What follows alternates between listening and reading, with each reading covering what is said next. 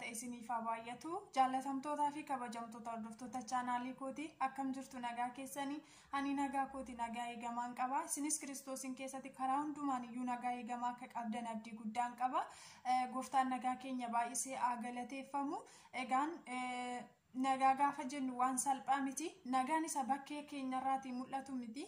Gaafa foon keenya bakkeen keenya nagaa dhabu akka waan nagaa hin qabnetti lakkaawwachuu hin qabnu. Maaliifini nagaa isa kan keessa keenyaatu caala. Nagaan keessa keenya ammoo hafuurri keenya nagaa ta'uun immoo Kiristoos nu wajjiniin jiraachuu isaa mul'isa. Kiristoos wajjiniin adeemuu keenya mul'isa. Kanaafi biyya lafaa kanarraa amma jirrutti qorumsa akka qabnu, biyya lafaa kanarraa amma jirrutti rakkina akka qabnu, biyya lafaa kanarraa amma jirrutti ari'atamuun akka jiru, biyya lafaa kanarra jirrutti haalli nuuf hin mijanne akka jiru dubbii Waaqayyoo nu barsiisa.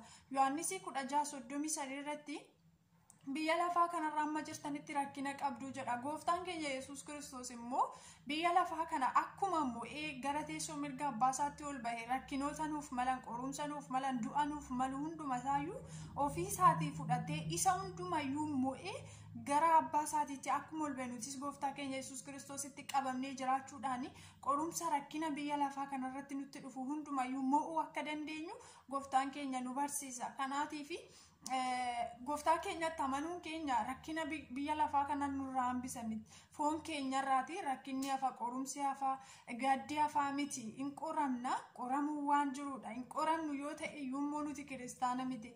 Kiristaanni tokko kiristaanummaan isaa kan ittiin qoramee ilaallamu yoo jiraate qorumsa sarara ga'uutiini.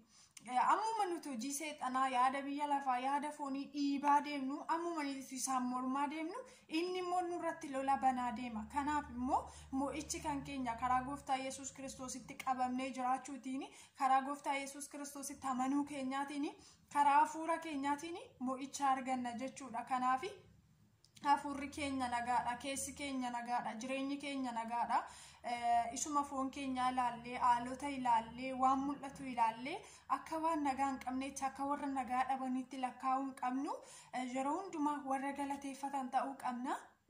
Maaliifini osoo Waaqayyo keenyatti qabamnee jiraachuu baanneeti jireenya nagaa qabu kanan jira. Nuyi Kiristoosii wajjiniin jiraachuun keenya iyyuu nagaadha. Nuyi Kiristoositti amanuun keenya iyyuu nagaadha. Dhaloonni Kiristoos Yesuusitti hin amanne karaa keessi isaas haalli isaas nagaa hin qabu, hafuurri isaas nagaa hin qabu, jireenyi isaa nagaa hin qabu. Nagaa qabayyuu yoo fakkaate bakkeensaa garuu keessi isaa nagaa hin qabu. Yaanni biyya lafaa isa ukkaamsee, yaanni foonii isa ukkaamsee, seexanni isa ukkaamsee ittiin taphataa jira waan ta'eef nagaan qabu. Aniifis garuu Kiristoos Yesuusitti qabannee jiraachuu keenyaan iyyuu nagaa qabna. Jirma keenya isaa amansiisaa isa ta'e, kattaa amansiisaa isa ta'e Yesuusitti qabannee waan jiraannuufi yeroo kamiyyuu nagaan keenya illee nagaa amansiisaadha. Nagaan keenya nagaa biyyi lafaa namaaf kennitu miti. Nagaan keenya nagaa qarshii guddaadhaan bitamee dhufu miti. Gooftaa Yesuus Kiristoos isa tola nu jaallate, tola nagaa nuuf laatetu nagaa keenya. Maqaan isaa eebbifamu. Kanaaf baga nagaa taataniin isiniin jechuu barbaada.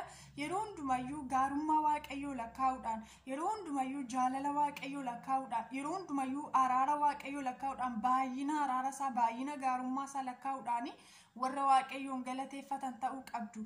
Maaliifani yeroo hundumaa kadhatuu qofa ta'uu hin qabnu. Warra kadhatan, warra gunguman, warra gaddan, warra yeroo hundumayyuu harka Waaqayyoorraa wayi qofa barbaaddatan osoo hin ta'in galanni keessa keenya jireenya keenyarraa maddusi gooftaa keenya akka gammachiisutti, gooftaa keenyatti akka tolutti, gooftaa keenya uffee akka jechisiisutti warra galateeffatan ta'uu qabna. Kanaaf nagaa keessan ta'uuf iyyuu Waaqayyotti guddaa gammada. Kiristoosii wajjiniin jiraachuu keessanitti iyyuu, Kiristoositti qabamtanii adeemuu keessaniin iyyuu guddaa Waaqayyotti gammaduu qabdu. Gooftaan maqaan isaa eebbifamu. Obboloonni asumaan aaraa gara chaanaalii kootii dhuftan like, subscribe gochuudhaan maatii koo ta'a. Gooftaan haa kabajamu. Namoonni immoo ergaan asumaan viidiyoo guyyaa har'aa kana keessatti isiniif dabarsu, namoonni Yesuus Kiristoosiin fayyisaa lubbuu keessanii godhattanii hin fudhanne Yesuus Kiristoositti amanaa. Yesuus karaa jireenyaati, Yesuus karaa dhugaadha, Yesuus karaa gara abbaatti geessu, Yesuus waaqa nagaa laatu, Yesuus waaqa nama hundumaaf ilaalcha tokko, jaalala tokko qabu, Yesuus waaqa gatii isinirraa barbaadu tun ta'ini waaqa gatii isiniif baaseedha. arrallee harki waaqayyoo diriiree dhaloota hundumayyuu eeggataa jira. Arrallee balballi waaqayyoo hunduma keenyaaf banaadha. Seennee jireenya bara baraa dhaaluudhaaf qophaa'uu qabna. Kanaaf gooftaa keessanitti amanaan isiniin jedha. Gooftaan maqaan isaa eebbifamu. Har'a viidiyoo hafuuraa tokko isiniif qabadhee dhiyaadhee jira. Walaloo hafuuraa viidiyoo baay'ee isin barsiisudha jedhee yaada. Gooftaan maqaan isaa kabajamu. Walaloo kanarraati waan baay'ee akka hubattan abdii guddaan qaba. Namoonni namannes ta'e namoonni amananii tajaajiltoonni haa ta'u sabni waaqeffattoonni faarfattoonni namni kamiyyuu walaloo kana gaafa dhaggeeffatu keessatti of ilaalee keessatti of madaalee eessan jira maaliin fakkaadha jedhee adeemsa isaa madaaluu qaba jireenya isaa madaaluu qabu of ilaaluu qaba. Gooftaan haa eebbifamu. Kallattiidhumaan gara walaloo kootiittan isin dabarsaa turtiin keessan amma dhumaatti namni baay'ee kaataa jedha. Namni baay'ee kaataa eessa ga'aa laata? Ogeessa fakkaata waa baay'ee dubbata maddoota qaroomaa baruuf iyyaafata. Addunyattii kana irra deemee ganaa miila tokkoon dhaabee maqaa gaarii baasee seenaasaa kan ibsu jechoota filatee darbuuf iyyaafata. Waaqayyoon duratti hiika qabaa laata? Kun sirbee caffaree kun sirriitti nyaatee garaasaa guuttatee wanta isaaf kenname yoo madda baafate ulfina waaqayyoof maalsaa safeeffate? Gaafa waldaa seenee sirriitti faarfata hafuurota amoo hundumaa ifata. Yoo gad ba'u garuu waan namoonni godhan hundumaatti hirmaata. Hojiin isaanii duraa madaalli irra taa'ee gatii qabaa laata? Gaafa waldaa seenu sirriitti faarfata hafuurota amoo hundumaa ifata. Yoo gad ba'u garuu waan namoonni godhan hundumaatti hirmaata.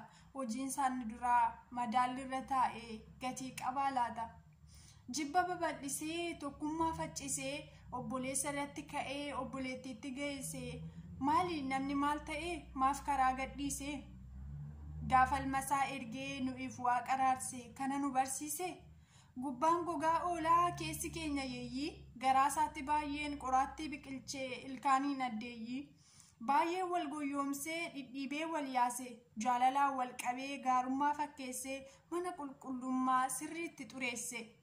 Baay'ee wal goyyoomsee dhidhiibee wal yaase jaalalaan wal qabee gaarummaa fakkeessee mana qulqullummaa sirriitti xureesse. Laphee daliilaatiin keessa walii bitee icciitii kennaasaa baay'ee nala baase. Imaanaa waaqayyoo isa harka kaawwate galmaan ga'uu dhiisee inni garuu kana hundumaa laalee yoom garaa jabaate dafnee akka deebinuuf yeroollee nuuf laate. Innoo jechaa jira dhala koo mucaa koo koottumee deebi'ii siif wayyaa mana koo siif diriiree jira harki araara koo maaloo yaa mucaa koo bari sagalee koo.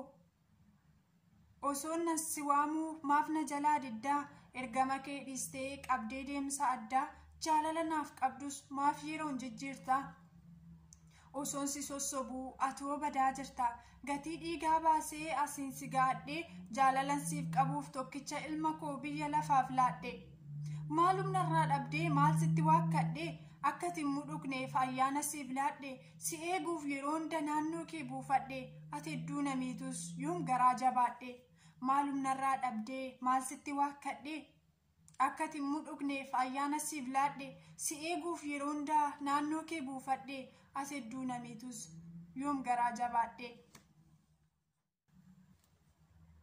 Har'ayyuu dhala koo hin muranne abdii koo har'amoo bor'uftaa jedhee man si eegaa hundumaa ilaaltee keessa isaas madaaltee jireenyi naan dhalaa yoomumsiif mijatee osoon si gorfadhu osoon si sossobadhu dhiqattee deebitee xurooftee akka mala booyyee maaf cubbuun laaqamtee? Dameen osoo natti jiruu ijaan buusii nafe kutamee akka badu ati maaf wallaaltee? Siif dadhabee maaliif duwwaan harkaa taatee firii sirraa dhabee baay'ee na aarsite. Lakkii yaa dhala koo koottumee gara koo siif wayya jaalala koo siif gaarii dhayyaanni koo siif maleen boqotu anaanis garaan koo. Lakkii yaa dhala koo koottumee gara koo siif wayya jaalala koo siif gaarii dhayyaanni koo siif maleen boqotu anaanis garaan koo.